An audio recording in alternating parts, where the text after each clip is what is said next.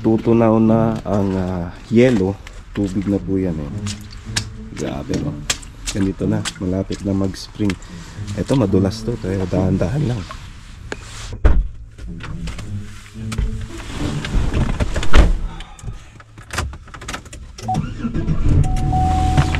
Oras na dito ay alas 4 pasado na. Tapos ko lang kumain. At labas ulit. Susunduin ko si Renzi kasi magpapasama ako sa kanyang mag grocery ng konti kasi maglalo pa ako eh. Ganito yung weekends namin dito sa amin dito sa Manitoba, dito sa Nipawa. So relax lang muna. Ayun, pahinga na rin konti. Say hi ka na sa girlfriend mo. Ay hindi, ayaw ko. Sakit sa ulo ang mag-girlfriend dito na sa malayong karelasyon mo. Hindi kasi mga katropa, ang buhay namin dito, trabaho, bahay, tulog, kunting pasyal, kain, yan. Yung pagpapasyal, hindi ibig sabihin na mamasyal kami dito. Tawag doon, nagre-enjoy na kami. Ay grabe, minimum lang to. Nandito po kami sa bahay ni Renzi at kasama ko si Edri. Dahil meron siyang problemang kailangan nating samahan. Damayan. Pero ayusin. Minsan nakaka-depress din kasi malayo ka sa mga pamilya mo, sa mga mahal mo. Bigla-biglaan ang problema. Bigla-biglaan ang problema. Masaya ka pala tapos biglang tatamaan kang mabigat na problema. Ganun talaga. Bigat na. Oo. Ano pre, sama tayo. Grocery o Tim Tom muna? Ay, Tim Horton. Wala ka. Tim Horton muna tayo. Nagkape na ako pero kape ulit tayo sa bangkita. Mahamog po dyan. Bali ang labas dito ay mahamog. Ayan. Kung hindi nyo po nakikita, ayan, mahamog po. Okay, so nandito na po kami sa Tim Horton. At magkakape muna bago mag-grocery. Magpapainit na lang muna ng katawan kasi malamig talaga. Malamig pa rin kahit nagtutunaw na yung mga yelo. Ito po yung madalas kong kinakain. Chocolate muffins, masarap siya. Lagi namin pinupuntahan Tim Horton. Yung kailan magkakape. Labas-labas lang kasi talagang ito lang naman talagang meron, di ba? Maliban sa Dairy Queen, DQ dito. May iba kaso mahal. Kanina mga katropa, meron kaming kaibigan dito ang pinag-uusapan namin about yung brown hat na umuwi sa Pinas, kababayan natin. Kumbaga hindi siya nagtagal dito talaga, as in mga 1 linggo ata siya rito sa Canada, dito sa Manitoba, dito sa amin. Tapos 2 days lang siyang pumasok sa High Life. Sabihin na nating nahirapan siguro or na homesick or hindi nagustuhan yung ine-expect niya. So kumbaga yung expectation niya hindi nangyari sa realidad na mangyayari sa kanya.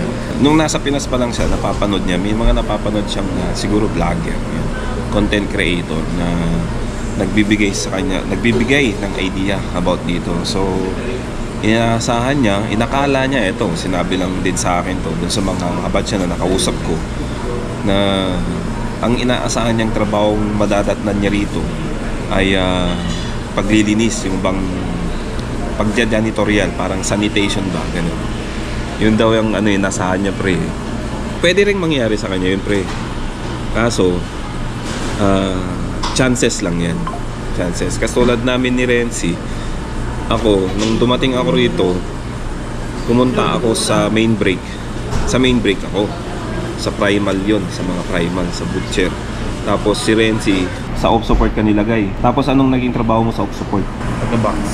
Taga-box, tapos pag kung saan nang kailangan ng tao, tinatapon ako doon. Punta doon! Punta doon kahit saan mo gusto. Punta ka shipping! Shipping? Punta ka kahit saan. Kung saan nang kailangan ng tao, doon ako pinapunta. Yun na nga eh. Kaya halos lahat, alam ko. First day niya, nalagay daw siya sa sa push hug sa kill floor. Ewan ko kung push hug siya, pero sa kill floor daw siya. Sumunod na araw, nalagay siya sa shipping. Ang shipping kasi, katulad nga na sabi ni Renzi kanina, kung saan siya mapunta, kung saan ang kailangan ng tao, doon lalagay. So, minsan talagang napupunta ka sa shipping. Ako nga rin, napupunta rin ako sa shipping nung brown hat ako eh. So, hindi niya siguro in-expect na ganun ka bigat yung trabahong madadatnan niya. Kaya ang nangyari, bumigay na siya, umayaw na siya. Depende sa case ng isang tao eh. Baka kasi yung iba pumunta dito na may kaya talaga, mahirapan ka talaga pagka pumunta ka dito. Kasi ang trabaho dito sa Canada, bakbakan. Makbahan talaga. Hindi ka dapat lampa-lampa. Oh. Pag palampa-lampa ka, kawawa ka. Pagka tinake mo lahat ng bully sa'yo, madedepress ka talaga. So, kailangan malakas ang loob mo. Actually, hindi pa nga kami nagsisimula. Ang tanong na sa amin nun, tinanong sa akin pre, kung meron daw kami dalang alaksan. Doon pa lang, nasabihan na kami kung meron kami dalang alaksan. Doon pa lang, masasabi ng, hindi naman bully, doon pa lang masasabi ng mabigat na yung trabaho kasi after nun, sasakit ng katawan mo, kailangan mo na ng pain reliever. pang-relax sa katawan. So, hindi naman pambubuli. Pero may mga na-experience din kami mga pambubuli. Pero hindi namin talaga dinidibdib yun. Kumbaga, part na yun ng journey namin dito. Masasabi kung magpapa-apekto ka sa pambubuli at hindi ka marunong makisama, talagang madadala ka. Madadala yung emosyon mo dun. Kasi dito talaga, yung depression dito talagang mahirap kalabanin ang depression dito, lalo na pag hindi mo kayang i-adjust yung sarili mo, parang hindi mo kayang i-divert ba. Katulad kanina si Eldridge pre, yung kausap natin kanina doon sa nung sinundo kita. Siyempre may problema rin yun eh. Nagkakaroon din siya ng problema about doon sa partner niya sa Pinas, magkalayo sila. Hindi ko na i-detalya kung ano nangyari. Pero yung sitwasyon niyang problema niya, siyempre, nagtatrabaho rito tapos may isip mo yung problema mo sa Pilipinas. Parang ang hirap pagtrabaho ng ganun eh. Yung ganung yung may dala-dala kang problema sa trabaho. Kaya yung depression, talagang hindi ho ganun kadaling kalabanin ang depression dito sa totoo lang. So yun, yung kababayan nating umuwi na kababayan natin, siguro napaisip siya na hindi para sa kanya yung trabahong yun. Siyempre, ang inasahan naman, siyempre, nung nag-apply siya, asahan mo na butcher ang a-apply mo dito. So, kung inaasahan niya na paglilinis ang inaasahan niyang matatrabaho niya rito dahil doon sa napanood niyang vlogger, hindi po ganun. Hindi po ganun lahat ang mangyayaring madadatnan mo dito. Maaring mangyaring magiging isa kang floor cleaner, pwede pa. Pwedeng mangyari, pero rare chances lang po sa amin yun. Katulad nga ng sabi mo nung yung natin pre, yung sabi mo isang vlog natin na kaibigan mo, nakilala mo. Butcher sa Moses, isang butcher sa Middle East. Pagdating niya dito sa Canada, ang trabaho niya, hindi talaga muna butcher. Nag-floor cleaner lang siya. Nag-floor cleaner siya? Oo. Pero starting point lang naman yun ng magiging floor cleaner? Oo, kasi tumatagal na. Habang tumatagal ka sa planta, tumataas yung bracket na. Ano na ngayon siya po? Parang deboner na sa bracket 6 na siya eh. Bracket 6 na? Deboner na siya. Kumbaga na na niya yung skill niya sa... matagal na siyang na bracket 6. Parang napakahusay. Si Renzi, nagsimula din siya sa mababa. Kumbaga, yun nga, nasa support, natatapong kung saan ang kailangan, sa shipping. Pero ngayon mga tropa, ano na posisyon mo ngayon? Quality Pops? Quality Assurance Technician. Ayun, isa na po siyang QA. May interview nga kita, may tatanong ako sa'yo. Di ba nung ikaw yung pumunta rito, ano yung posisyon mo nung mong trabaho rito? Saan parte ka? Pagka brown hat na, sa South Packaging ako. South Packaging, mga ilang buwan din? Halos 1 taon. Halos 1 taon. Pero ngayon, nasaan ka na ngayon? Nasaan na ako, boning shoulder line. Shoulder line. Kung mangarap nyo pumunta talaga dito, kailangan ihanda nyo yung katawan ninyo kasi iba ang galaw ng trabaho sa Canada, saka sa atin sa Pilipinas. Baka magulat kayo pagdating dito. Iyak lang.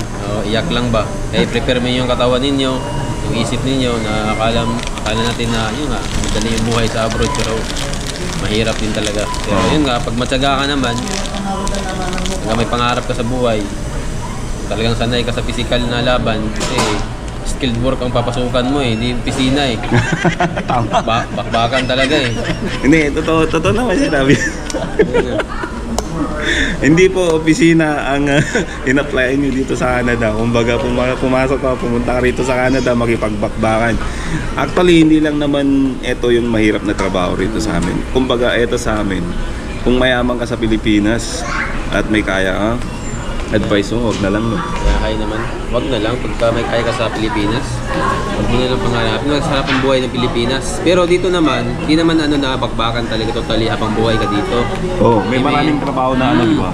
Antayin mo lang na ma-PR ka, tumagal ka dito sa Canada, may mga opportunity naman na mag-apply ka sa iba na mas magaan. Tama. Hindi naman totally na kung talagang pangarap mo mag-butcher. Tingin mo naman na di mo na kaya talaga kasi may iba kang goal na magaan na trabaho. Marami rin dito sa Canada mapapasok kung magaan. Tama. Pagkatapos mo, basta ma-PR ka lang. Kasi open na yun eh. Lahat ng pwede ka na-applyan. Kahit ilang job mong pasukan, basta kaya ng katawan mo. Napakahusay. Shout out po sila lahat mga butcher dyan. Apply na kayo dito sa dalawa naman applyan dito sa High Life eh. Mayroon ISO, saka magsaysay. Salamat salamat sa advice. So yung mga tropa lipat po kami, mag-grocery muna kami kasi anong oras na medyo dumidilim na. Ayan. At maganda yung advice ni Richard eh. Pero totoo naman lahat yung sinabi niya, pre. Totoo naman talaga. Oo. Kasi ang kasi mahirap kasi kung puro positive yung napapanood yung masyado sa mga nandito eh. Kasi mahirap na. Sabihin mo yung katotohanan. Oo. Katotohanan lang. Wag yung magpapaasa ka na, lalo na pag nandito ka na, tapos sasabihin, ay, hindi pala ganun. Ano ba yan? Saglit lang, pre. Okay, so nandito po kami sa Co-op at bibili ng mga kung ano anech. Hindi tayo, pre. May bibiling ka? Si, kamusta ka na? Okay lang po. Nagwawagwapo pa rin Oo. Siyempre, bagong kasal eh. Ay, congrats kaibigan. Ang guwapo. Ay, ito nga po pala yung picture ni parang Sherwin nung bagong kasal siya. Ayan po, napakagwapo niya. Ayan po ang kanyang butihing asawa at nasa Pinas pa. At kailan po kayo punta dito sa Canada? Kung katapos yung mga depende sa documents or requirements Kasi sa ihip ng panahon. Nga pala, pre. May tatanong ako sa'yo. Kung ikaw ay mayaman sa Pilipinas at pupunta dito sa Canada bilang butcher, may opinion yan, no? Oo. Anong pipiliin mo? Mag-stay na lang sa Pilipinas o pagpatuloy ang pangarap mong mag-Canada? Hindi na siguro. Kung di siguro, pupunta ka ng Canada for na lang siguro po. Pasyal-pasyal na lang. Pasyal, ganun, no? Kasi nandun na yun eh. Nandun na yung lahat na, Kumbaga, kung gusto mo lang, bakasyon. Kung may pagkataon magiging green ka o mga ganun, permanent residency? Pwede rin apply, at least may ganun. Pwede kang kasi nandun na yun eh. Kasi perception lahat talaga dito, mamuhay ng maayos, yun ang pinakamaganda. Maganda kasi dito pag may anak, dito mag-school. Napakahusay. Advice ng ating malupit na kasama sa trabaho at kaibigan. Ayan. Sana sa susunod nandito ni asawa. Oo, sana. Yung natin yan. Yun naman ang pangarap natin. Sige, pre. Sige, pre. Salamat sa advice. Actually, wala namang pumipigil na mag-Canada kayo. Hindi naman sinasabing pangit ang Canada. Pero para sa amin kasi, asahan nyo na yung magiging struggle dito sa Canada. Kasi hindi naman po parang Pilipinas ang Canada. So habang nag-grocery kami ay nakasalubong ko itong mga malulupit na kasama natin sa High Life. Yung vlogger natin na magwapo yun ito ang... Akin nga muna yung pukapugian mo. Hindi ba ikaw si Yo? Yo, yung sa Paya Mansion. Mga kasama natin sa trabaho at nagkakita-kita kami dito. Parang parang Canadian naka-short pan na lang. Basic. Lalamig kayo? Oh, Sus. grabe. Nasa freezer kasi ako eh. Ay nga pala, pinag-uusapan ko dito sa topic ko ngayon yung ano, yung brown hat na kasama nating umuwi. Yun, di ba? Alin? Yung ano, yung Sa Kiltor yun, di ba? kill floor tapos pumuntang ano, shipping, Mga yung ano, umuwi. So, advice sa tingin nyo kayo, nagsimula rin kayo noon sa ano, di ba? Brown hat. Brown hat. So, point noon, parang nakita nyo yung simula hanggang sa medyo umangat na kayo ng konti. Sabihin na natin. kami umangat. Nandun pa rin kami sa babae. Pero at least nakasurvive kayo, di ba? Oo naman. Nakasurvive. Kailangan natin yun. Kailangan nakasurvive. Advice nyo, sa tingin nyo ba, kung may kaya kayo sa Pilipinas at mag-a-apply kayo bilang butcher, advisable pa ba sa inyo? Kung sa Pinas, yung sahod ko monthly nasa 60, ganyan. Hindi, kung may kaya ka na. Kung may kaya, parang Oo. wag na. Wag na. Kasi pagdating dito, Bakbakan talaga. bakbakan talaga. Iba rito. Iba talaga no. Ibang buhay, ibang mundo. Iba ang lahat. Pero nasa kanila din yun. Oh. Kung may kaya ka Kung at may gusto mong pangarap mo talagang mag-Canada. Mag-experience ng Canada. Yun, Pero pwede. ano yung may advice nyo kung sakaling nandito ka sa Canada? Pangarap mo talaga kahit may kaya ka na. Pangarap mo. Ano yung may advice nyo na madadatnan nila dito? Tiyaga lang, tsaka yung homesick. Homesick. Grabe talaga yung homesick. Yorme, ikaw, anong masabi mo? Hindi mag-tourist ka na lang. Mag-tourist? Oh, may kaya ka naman eh. Oo. Kung baga gusto mo lang makita yung Canada, di ba? Oh, may experiences no, ganun. Oo, ka lang. Pero kung papasukin nila yung mundo ng pagbubutcher, magbangon sila ng ano, mga isandang ano, Magpakatatag sila kasi lakas ng loob. Lakas ng loob. sobrang hirap. Number one talaga yung ma-homesick siya. Yung number one yun, homesick. Oo. Nakulong ka lang sa bahay. Lagi mong isipin yung pangarap. Pangarap. Pangarap, tama. Anong purpose mo talaga dito sa Canada? Oo, yung pinunta mo dito sa Pinuntahan mo Canada. Isipin mo na homesick versus dollars yan eh. Oo. Diba? Totoo yan. Homesick versus dollar. Oo, ano yan ah? Ito tayo sa dollar. Dollar, yun. It's quite different here. Napakahusay. Talagang yormeng-yorme. Yun yun. Guys, ibubot nyo sa election natin 2025 dito sa Nipawa. Yorme. Yorme. Lagman. So yung mga katropa no, Shout out sa mga tiga Pampanga. ayun. Shoutout So, sa kaya pala, shoutout. taga Negros, Dumaguete. Shoutout sa mga taga-Tarlac. Ayun. Pamilya natin dyan. Mga asawa at anak. Kuyo, kung talagang tama yung sinabi ni Yorme, kung sakaling may kaya ka na, Kaya kayo. mag-tourist ka na lang. Oo. Pero kung papasukin mo butcher dito at may kaya ka, wag na lang. Kasi may mga, May kaya, pinasok ang butcher, hindi kinaya. umuwi. Akala kasi nila, Madali lang. Madali lang. Pag Madali lang. ganito sila, basic, easy, pero hindi. Kasi pag Hindi. nagpo-post tayo ng mga picture sa labas, akala nila masarap ang buhay. Oh, yun nga sinasabi ko. Picture sa labas, gala dito. Hindi nila alam yung dailing nangyayari sa atin. Katulad nito, nag-grocery tayo. Kami tatlo. Mamaya, nag-post tayo ng picture. Parang, oh, dami yung pera, grocery kayo. Akala nila masarap ang buhay dito, mga kabayan. Hindi eh. Yun. Dolyar din yung ginigastos mo. Di ba, sabi ko, hindi naman lahat ng nakikita nating pinapakita natin sa Canada, puro positive. Oo. Sabihin natin yung katotohanan. Oo naman. Di ba? Mahirap, pero Hirap talaga. Hirap po. dahil sa pangarap, kakayanin. Go. Malay mo, pagdating ng panahon, magiging successful ka dito sa Canada. True. Pero nagsimula ka sa mababa. Ay, wala naman na talaga eh. Sa bababa talaga tayo. So, kung papasukin niyo yung mundo ng pagbubutcher, magpaalam kayo maayos sa mga kamay niyo. Kasi, may iba po, Ano sabi mo? Kamay? kamay. Yan. Kamay. Tignan nyo. Hindi ko na masaray kamay ko. Na masira ang kamay. May Ayun. katawan. Oh, so yun mga tropa no, iwan ko muna kayo. Maraming salamat. Hinahanap na ako ng card ko eh. Sige pre. Tagala mga quiz. Oo.